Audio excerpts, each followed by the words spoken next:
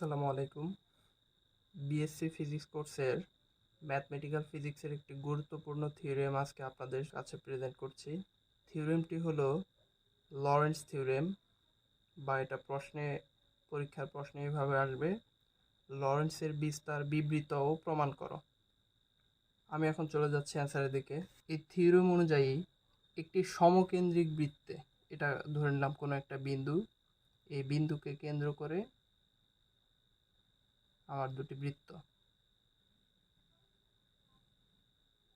এটা ধরে নিলাম হচ্ছে C1, এটাকে ধরে নিলাম C2, এই ছোটটা C2, এই বৃত্তটার নাম, বড় বৃত্তের নাম হচ্ছে C1। এই কেন্দ্রের উপর ভিত্তি করে দুটি বৃত্ত তৈরি হয়েছে। তাহলে দুটি বৃত্তের ব্যাসার্ধকে আমি ধরি, এটাকে ধরবো হচ্ছে আমি R2, আর এই বড় বৃত্তের ব্যাসার্ধটা হচ্ছে R1। তাহলে দুটি সমকেন্দ্রিক বৃত্তের মাঝখানে যে এই যে রিজিয়নটুকু, এই যে এলাকাটুকু, এই ডট ডট মার্ক করা, এই অঞ্চলটাকে বলবো আমি হচ্ছে অ্যামুলাস রিজিয়ন বা বলয়াকার অঞ্চল। তাহলে এই বলয়াকার অঞ্চলের মাঝখানে যদি একটি ফাংশন এফ অফ জেড হয়, সেই ফাংশনটা বিশ্লেষিক হবে এবং সেই ফাংশন একটা ইকুয়েশন রূপ আমাদেরকে প্রদান করবে। সেই ইকুয়েশন রূপটাই সেটাই হচ্ছে লরেন্টজ ট্রান্সফরমেশনের বা লরেন্টজের বিবৃতির সমীকরণিক রূপ। তো আমি প্রথমে বিবৃতিটা লিখি। এই যে R1 এবং R2 ব্যাসার্ধ বিশিষ্ট সমকেন্দ্রিক দুটি বৃত্ত, একটা হচ্ছে C1, একটা হচ্ছে C2, যেখানে R1 is greater than R2, এই R1টা R2 অপেক্ষা বড়। এর অভ্যন্তরে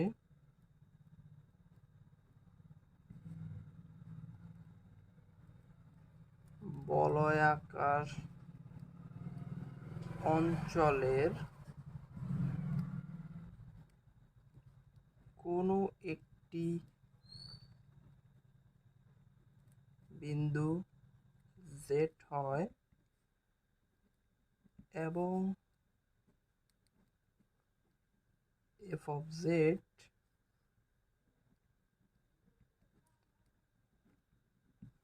বলয়াকার অঞ্চলের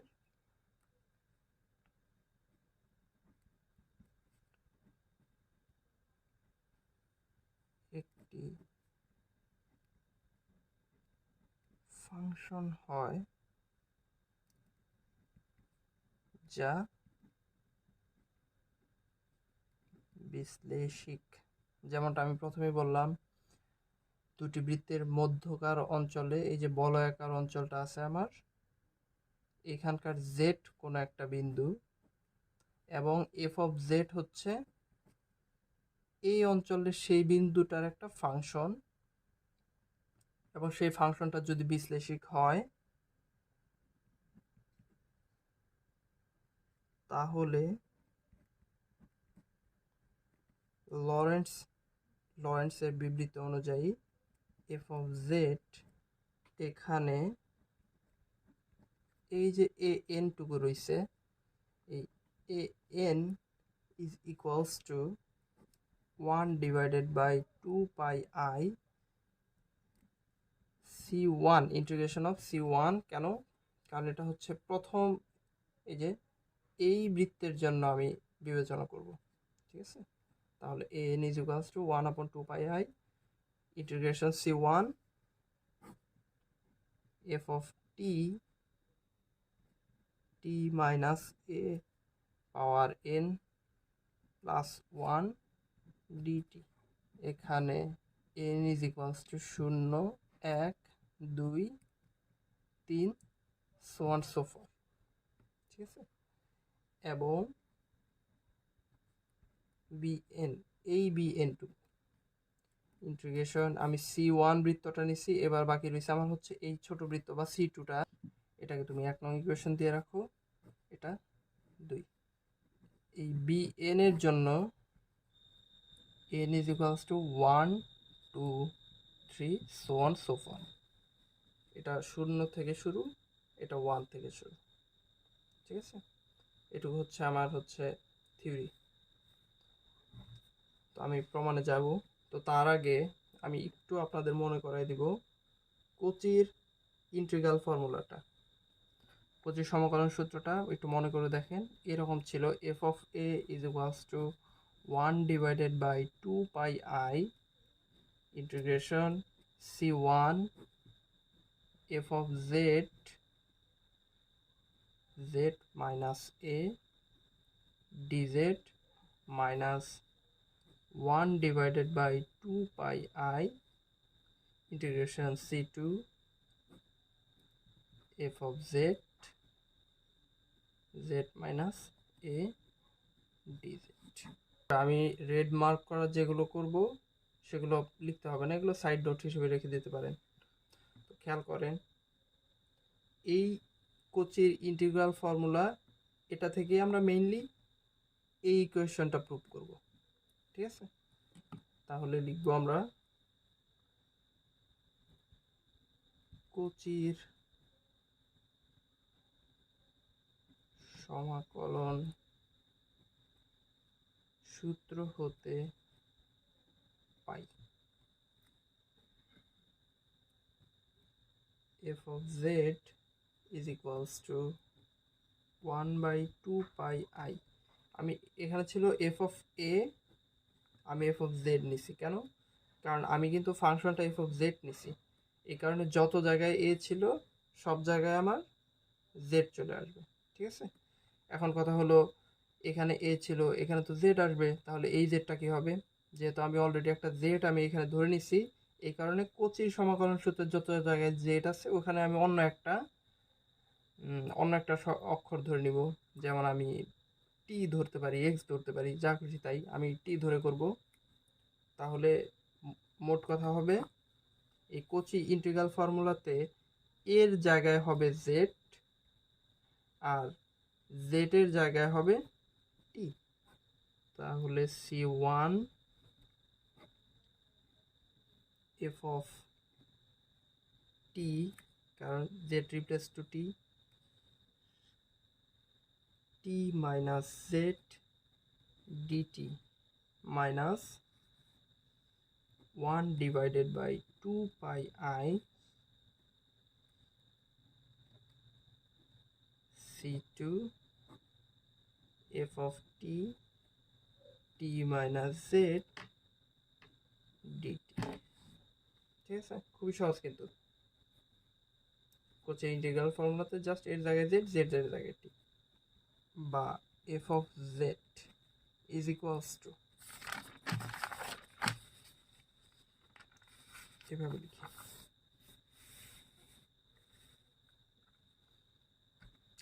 আমি এখানে কি করব, এই অংশ থেকে -1 কমন নিব। -1 কমন নিলে সেই -1টা এই মাইনাসের সাথে মাল্টিপ্লাই হয়ে প্লাস হয়ে যাবে। আর জেডটা যেহেতু -1 কমন নিছি, তাহলে জেড নেগেটিভ ছিল পজিটিভ, টি পজিটিভ ছিল নেগেটিভ, এইটুকুই, আর কিছুই করবো না। তাহলে দেখেন 1 divided by 2 pi i integration c1 f of t t minus z dt। এই অংশ যা ছিল সেম টু সেম, আমি -1 এখান থেকে কমন নিছি, এই কারণে সেই -1 এই মাইনাসের সাথে মাল্টিপ্লাই হয়ে plus 1 by 2 pi i integration c2 f of t, আর -1 যেহেতু কমন নিছি কাজে এইটুকু কিন্তু পরিবর্তন হবে, z হয়ে যাবে পজিটিভ, t হয়ে যাবে নেগেটিভ, এবং dt ছিল dt বসাই দেব। ঠিক আছে, আশা করি বুঝতে পারছেন। এর পরের লাইনে আমি যেটা করব সেটা আগে একটু বলি।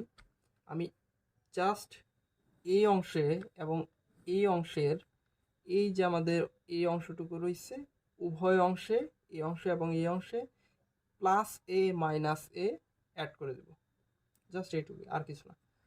তাহলে কিন্তু মানের কোনো পরিবর্তন হইতেছে না, প্লাসে মাইনাসের সাথে ক্যান্সেল হয়ে যাবে, ফলে আগের রাশিটাই থাকবে। 1/2 π/i c1 f of t t minus a plus a minus Z, যা ছিল তাই, জাস্ট এইটুকু এক্সট্রা, আর এটুকু কিন্তু দুটো ক্যান্সেল হয়ে যাবে, ফলে টি মাইনাস জেডই থাকবে, কোনো পরিবর্তন হয় না।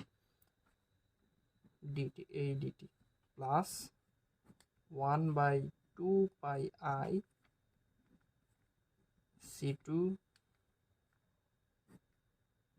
f of t z minus a plus a, একই কাজ এইখানেও, এই যে এইটুকু মাইনাস জেড ইন্টু ডিটি। তো নেক্সট লাইনে আমি কি করব,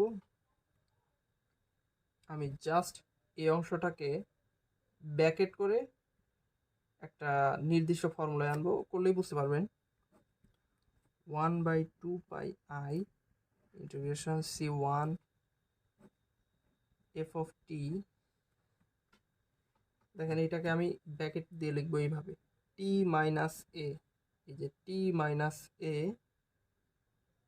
এরপরে আমি এই অংশ থেকে -1 কমন নিব, প্লাস a মাইনাস জেড, এই অংশ থেকে মাইনাস কমন নিব, ফলে এই জেডটা নেগেটিভ ছিল, এটা পজিটিভ হয়ে যাবে, জেড মাইনাস এ, কারণ এটা পজিটিভ ছিল নেগেটিভ হয়ে যাবে, কারণ এখানে কিন্তু আমি মাইনাস কমন নিচ্ছি, ইন্টু ডিটি প্লাস একই কাজে এখানে করব 1/2 π/i c2 f of t,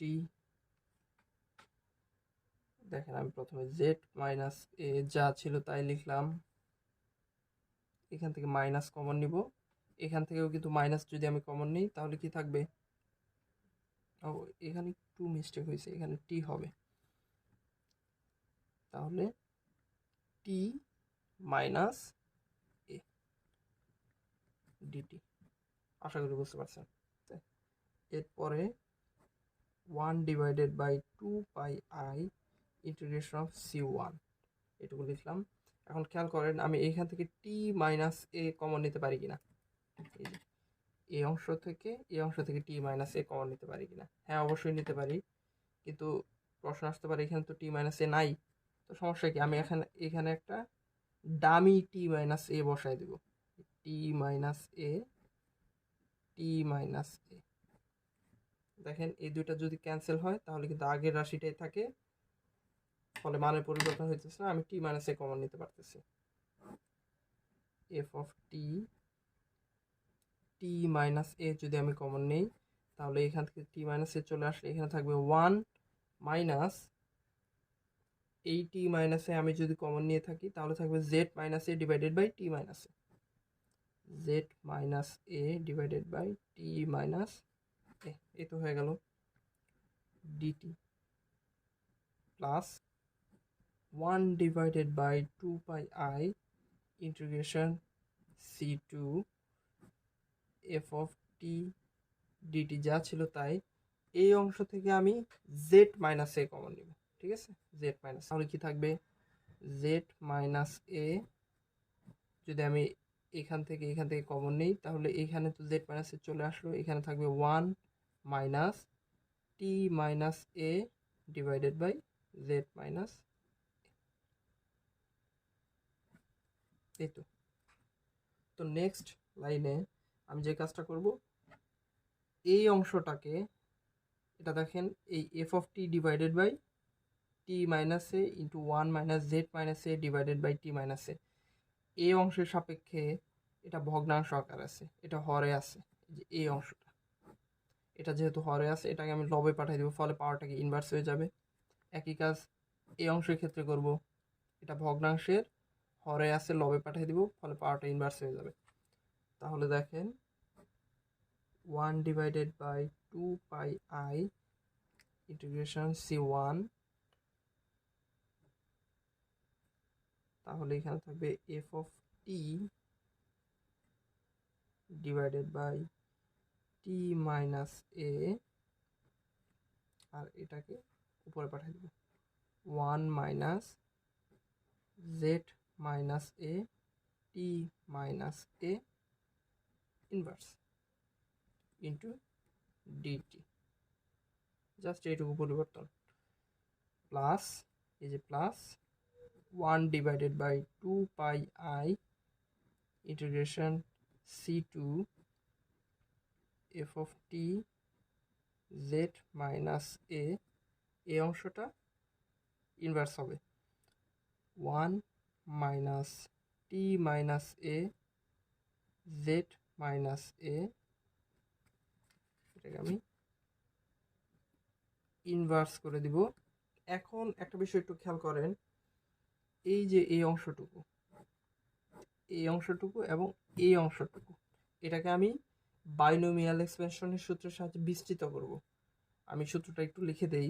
সূত্রটা হলো, যেহেতু রেড পেন দিয়ে লিখতেছি কাজে এটা সাইড নোট হিসেবে থাকবে, 1 minus x inverse is equals to 1 plus x plus x square plus x cube plus so on so for x4 x5 এভাবে চলতে থাকবে। তো এটা কিন্তু বাইনোমিয়াল এক্সপেনশনের একটা সূত্র। এই সূত্রটা আমি জাস্ট এইটুকুতে অ্যাপ্লাই করব, আর কোনো পরিবর্তন থাকবে না। 1 divided by 2 pi i integration c1, আমি এক কাজ করি, এই এফ অফ টি এর সাথে পাঠাই দেই, তাহলে এখানে কি থাকবে 1 বাই টি মাইনাস এ, এই অংশটাকে বাইনোমিয়াল এক্সপেনশনের সূত্রের সাহায্যে বিস্তৃত করব, আর এফ অফ টি সবার শেষে, এই এফ অফ টি ডিটি সবার শেষে লিখে দেব। তাহলে কিভাবে হয় দেখেন, তাহলে সূত্র অনুযায়ী প্রথমে হবে 1 প্লাস এক্স, এক্স কিন্তু আমার এই পুরো রাশিটা, তাহলে কি হবে z minus a divided by t minus a plus z minus a divided by t minus a square, কারণ এই যে x square, plus z minus a cube t minus a cube plus so on so forth, এবং এই যে F of t DT. কেমন? এটা প্রথম অংশ গেল, এই অংশটা। তাহলে এই অংশের ক্ষেত্রে একই কাজ করব, plus 1 divided by 2 pi i integration c1 1 by z minus a, এটাকে বাইনোমিয়াল এক্সপেনশন, আমি থার্ড ব্র্যাকেট ইউজ করি এখানে, তাহলে একটু সুবিধা হয়, 1 প্লাস এক্স, এক্স হচ্ছে এ অংশটুকু, t minus a z minus a plus t minus a square, কারণ x square, z minus a square plus t minus a cube z minus a cube plus so on so forth f of t, আমার এ f of t dt. আশা করি বুঝতে পারছেন। এখন খেয়াল করেন, আমি যদি অঙ্কটা এই ধারাই করতে যাই তাহলে কিন্তু অঙ্কটা অনেক বড় হয়ে যায়, কারণ অলরেডি দেখেন 2 লাইন হয়ে গেছে। কাজে আমি ভেঙে ভেঙে লিখব, আর তাছাড়া এক লাইনে এতগুলা অঙ্ক লিখলে ভুল হওয়ার চান্স থাকে। কাজে আমি এই যে আমার c1 প্রথম ইন্টিগ্রেশন এবং এটা তো c2 বা দ্বিতীয় ইন্টিগ্রেশন, এই দুইটাকে দুইটা নাম ধরবো। কাজে আমি এই প্রথম অংশটাকে i1 ধরবো, এবং এই যে c2 অর্থাৎ দ্বিতীয় ইন্টিগ্রেশন, এটাকে আমি i2 ধরে নেব। ঠিক আছে? তাহলে আমি নেক্সট পেজে যাই এবং লিখতে শুরু করি। ধরি I1 ইজ ইকুয়ালস টু কি, এই পুরো লাইনটুকু I1 ইজ ইকুয়ালস টু। এখন আমি যে কাজটা করব দেখেন, এই অংশটুকু কিন্তু এই প্রত্যেকটা অংশের সাথে মাল্টিপ্লাই করা যাবে। জাস্ট আমি ওইটুকুই করবো, আর কিছু না। তাহলে দেখেন কি থাকবে, 1 divided by 2 pi i integration C1, এটাকে দিয়ে মাল্টিপ্লাই করে দিলে 1 divided by t minus a, এটার সাথে যদি আমি এই অংশটা মাল্টিপ্লাই করি তাহলে কি থাকবে, plus z minus a t minus a square, কারণ এই টি মাইনাস এ মাল্টিপ্লাই হয়ে t minus a square, plus z minus a square t minus a cube, plus z minus a cube t minus a power 4, প্লাস so on so forth f of t dt। Next লাইনটা খুব important, একটু ভালো করে দেখবেন। দেখেন এই 1 divided by 2 pi i আর f of t dt, এই দুইটা অংশ কিন্তু প্রত্যেকটা অংশের সাথেই মাল্টিপ্লাই হয়ে আছে। একইভাবে এই অংশটা এর সাথে হবে, এটা এর সাথে, একইভাবে এই অংশটা এর সাথে, এটা এর সাথেও। এবং ইন্টিগ্রেশন যেহেতু আছে, ইন্টিগ্রেশন তো প্রত্যেকটার সাথে আলাদা আলাদা থাকবেই। তাহলে দেখেন তো আমি এই লাইনটাকে এইভাবে লিখতে পারি কিনা, 1 divided by 2 pi i integration C1 f of t dt, এই f of t dt 1 এর সাথে মাল্টিপ্লাই হলো নিচে t মাইনাস এ। খুবই সিম্পল, আমি আবার বলি, 1 ডিভাইডেড বাই 2 পাই আই এর সাথে গুণ হবে, এফ টি ডিটি এটাও এর সাথে গুণ হবে। এবং ইন্টিগ্রেশন যেহেতু ব্র্যাকেটের বাইরে আছে, কাজে প্রত্যেকটা রাশির সাথে কিন্তু ইন্টিগ্রেশনটা ইনক্লুডেড, কাজে এরকম একটা রাশি পাই। তাহলে দেখেন তো সেকেন্ড লাইনটা কি লেখা যায়, 1 divided by 2 pi i integration C1 z minus a f of t dt divided by t minus a, তাকে দিব স্কোয়ার। থার্ড লাইনটা কি হয়, প্লাস আমি এখানে লিখি 1 divided by 2 pi i integration C1 z minus a square f of t dt t minus a, তাকে দিব স্কোয়ার, কিউব, প্লাস এটার জন্য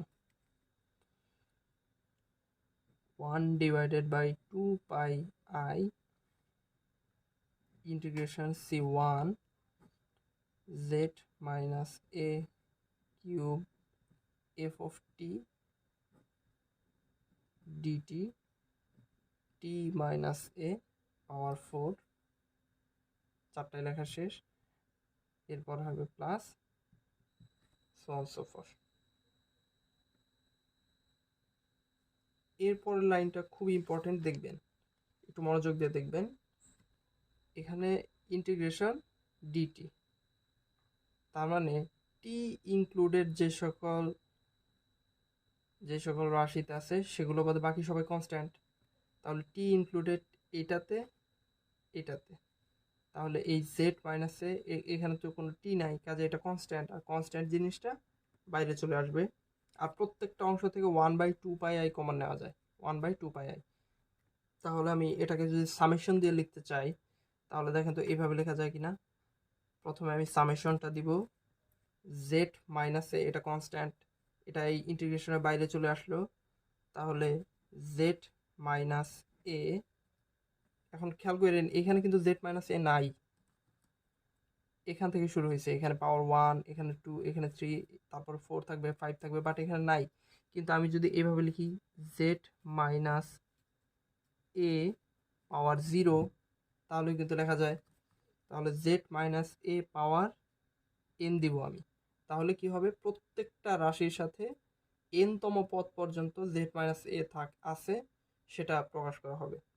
আর তাহলে এন ইজ ইকুয়ালস টু কত থেকে শুরু, 0 থেকে কোন পর্যন্ত, যেহেতু 3 ডট করা কাজে ইনফিনিট পর্যন্ত। আশা করি এইটুকু বুঝতে পারলেন। এরপরে 1 ডিভাইডেড বাই 2 পাই আই, এই অংশটুকু প্রত্যেকটা অংশ থেকে কমন নিব। 1 ডিভাইডেড বাই 2 পাই আই, এটা রইল ইন্টিগ্রেশন অফ C1, কারণ প্রত্যেকটা অংশে ইন্টিগ্রেশন অফ C1 রয়েছে, এবং এফ অফ টি প্রত্যেকটা অংশেই, এবং প্রত্যেকটা অংশে রয়েছে কি টি minus a, t minus a, t minus a, t minus এ। আমি লিখব টি মাইনাস এ। এখন এখানে একটু বোঝার বিষয় আছে, আমি যদি টি মাইনাস এ পাওয়ার এন দেই, তার মানে টি মাইনাস এর পাওয়ার 0 থেকে শুরু, বাট আমি দেখতেছি টি মাইনাস এর পাওয়ার হচ্ছে 1 থেকে শুরু, 1 2 3 4 5। কাজে আমি যেহেতু 0 দিয়ে ফেলাইছি, কাজে এটাতে এন দেওয়ার মানে হচ্ছে টি মাইনাস এর পাওয়ার 0। কাজে আমি টি মাইনাস এ এর পাওয়ার এন প্লাস 1 দিব। আশা করি বুঝতে পারছেন। প্লাস প্লাস না, ইন্টু ডিটি। এখন একটা মজার ঘটনা ঘটছে, সেটা একটু খেয়াল করেন। আমি এই অংশটুকু দেখেন তো একটু পরিচিত লাগে কিনা। এই অংশটাকে কিন্তু আমি এই যে আমার 1 নং ইকুয়েশনে পাইছি। তাহলে কি থাকে দেখেন, তাহলে থাকে হচ্ছে I1 is equals to summation n is equals to 0 to infinity z minus a power n। এইটুকুর পরিবর্তে আমি কি লিখবো, a সাবস্ক্রিপ্টে n লিখবো। ঠিক আছে, তো I1 এর মান আমি পাইলাম, এটা এই মানটা আমার লাগবে। আমি অলমোস্ট অ্যান্সারের কাছাকাছি চলে আসছি। এবং একটু খেয়াল করেন, আমি এই অংশটুকুকে I1 ধরছি এবং I1 এ এরকম একটা ভ্যালু পাইছি। একইভাবে আমি এই যে অংশটুকুকে I2 ধরছি, এইটুকুরও একটা ভ্যালু বের করব একই নিয়মে। কাজেই ধরি এবং I2 ইজ ইকুয়ালস টু এই অংশটুকু যা আছে তাই লিখব। I2 ইজ ইকুয়ালস টু এই অংশটা এই প্রত্যেকটা অংশের সাথে মাল্টিপ্লাই হবে। তাহলে দেখি কি হয়। 1 ডিভাইডেড বাই 2 পাই আই যা ছিল তাই, ইন্টিগ্রেশন C2, আর এটা এর সাথে গুণ হয়ে কি হবে, 1 divided by z minus a plus t minus a z minus a square, কারণ এই জেড মাইনাস এ মাল্টিপ্লাই হয়ে z minus a square, plus t minus a square z minus a cube plus t minus a cube z minus a cube plus so on so forth, third bracket close, f of t dt. তো next আমি চলে যাই, একইভাবে আমি next লাইনটা করব। Just এখানে যা করছিলাম, এখানে কি করছিলাম, এখানে 1 divided by 2 pi i f t dt এবং ইন্টিগ্রেশনগুলো প্রত্যেকটা অংশের সাথে ইনক্লুড করে দিছি। এখানেও তাই, 1 divided by 2 pi i f of t dt এবং ইন্টিগ্রেশন এই রাশি এই রাশি এই রাশি প্রত্যেকটা রাশির সাথে ইনক্লুড করে দেব। কাজেই বিষয়টা এমন হবে, বা I2 1 divided by 2 pi i integration C2 f of t dt জেড মাইনাস এ, তারপরে 1 divided by 2 pi i integration c2 t minus a f of t dt divided by z minus a square. আমি নিচে লিখি plus 1 divided by 2 pi i integration c2 t minus a square f of t dt z minus a তাকে দেব square plus 1 divided by 2 pi i integration c2 t minus a cube f of t dt নিচে হবে z minus a পাওয়ার 4, এখানে হবে 3। একইভাবে আমি summation দিয়ে লিখব এটাকে আগের মতো করেই। দেখেন প্রথমে আমি সামেশনটা দিব n is equals to আর এখানে so on so forth তো হবেই ইনফিনিট পর্যন্ত। এটা দেখে আমি বললাম এই 3 ডট দেখে n is equals to কত থেকে শুরু সেটা আমি এখন বের করব।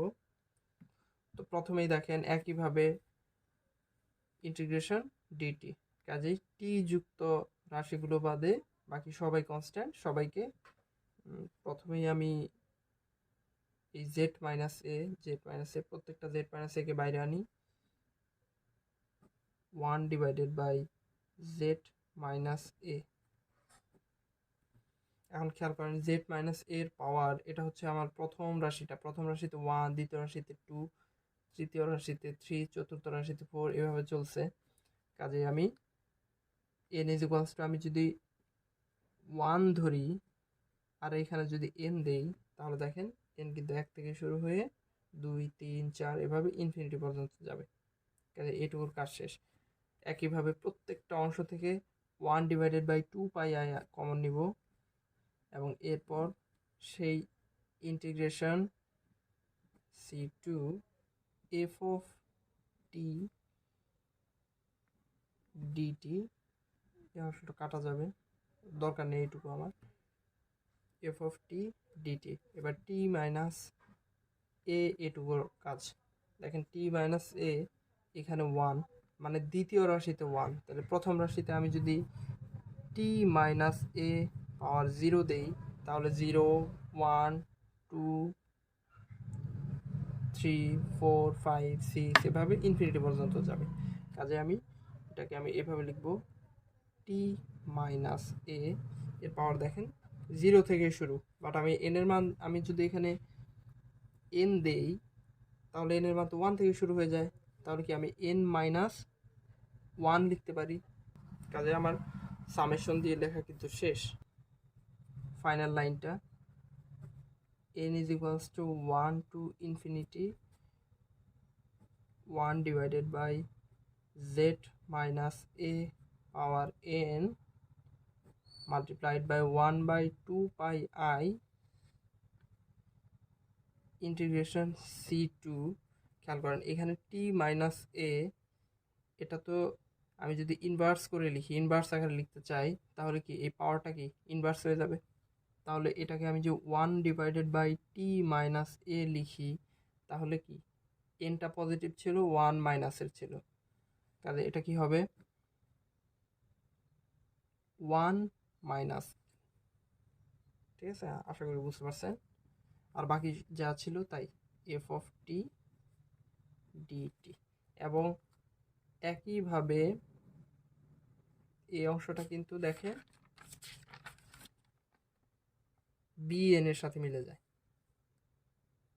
f of t t minus a, এই যে f of t t minus a 1 minus n, এখানে 1টা পজিটিভ nটা নেগেটিভ ছিল, এই যে nটা নেগেটিভ, একই কিন্তু একটু চেহারাটা ভিন্ন, বাট দুইটা একই অর্থ প্রকাশ করে। কাজে এইটুকুর পরিবর্তে আমি 2 নং ইকুয়েশন অনুযায়ী bn লিখতে পারি। কাজে ফাইনাল লাইনটা হবে n ইকুয়ালস টু 1 থেকে infinity 1 divided by z minus a power n, আর এইটুকুর পরিবর্তে bn লিখব। ঠিক আছে, এখন কিন্তু আমি i2-র একটা মান পাইছি এবং i1-এর একটা মান পাইছি। আমি এই অংশটুকুকে i1 ধরছি, কাজে i1 ইজ ইকুয়ালস টু এইটুকু আসছে। কাজে এই টোটাল অংশের পরিবর্তে আমি এই অংশটুকু লিখতে পারি i1-এর ভ্যালু, আর i2 ধরছি এইটুকুকে, আর i2-র ভ্যালু কত, এই অংশটুকু। কাজে আমি এইটুকুর পরিবর্তে i2 লিখতে পারি। কাজে f of z is equals two এই অংশটুকু বা i1 প্লাস এই অংশটুকু বা i2-র ভ্যালুটুকু। আর একটা বিষয়, আমি একটু সহজের জন্য এটুকুকে আমি 3 নং ইকুয়েশন ধরতে পারি। তাহলে আমি লিখব i1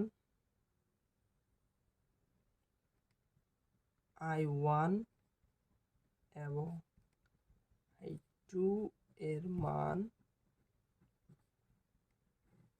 3 নং সমীকরণে বসিয়ে পাই f of z is equals to প্রথমে i1 এর value n is equals to 0 থেকে ইনফিনিটি পর্যন্ত z minus a power n an plus n is equals to 1 থেকে ইনফিনিটি পর্যন্ত i2-র ভ্যালু আমি বসাবো 1 divided by z minus a power n bn is equals to n is equals to 0 থেকে infinity পর্যন্ত z minus a power n an plus n equals to 1 থেকে infinity পর্যন্ত। এটাকে দেখেন z minus a power n, এটাকে যদি আমি inverse করে দেই তাহলে কি, এটা উপরে যে 1 এর সাথে গুণ হবে পাওয়ারটা ইনভার্স হয়ে যাবে। কাজেই এটা এমন হবে z minus a power minus n bn। এই দেখেন, তাহলে দেখেন f of z is equals to n is equals to 0 to infinity an z minus a power n is equals to 1 to infinity bn z minus a power n।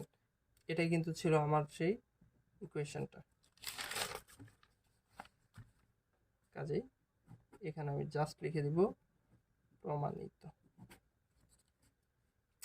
আশা করি সকলেই বুঝতে পারছেন। আমি চেষ্টা করেছি যতটুকু সম্ভব সহজভাবে উপস্থাপন করার জন্য। কারো কোনো প্রশ্ন থাকলে কমেন্টসে জিজ্ঞাসা করতে পারেন এবং ভিডিওটা আপনার বন্ধুর সাথে শেয়ার করতে পারেন যাতে সেও শিখতে পারে।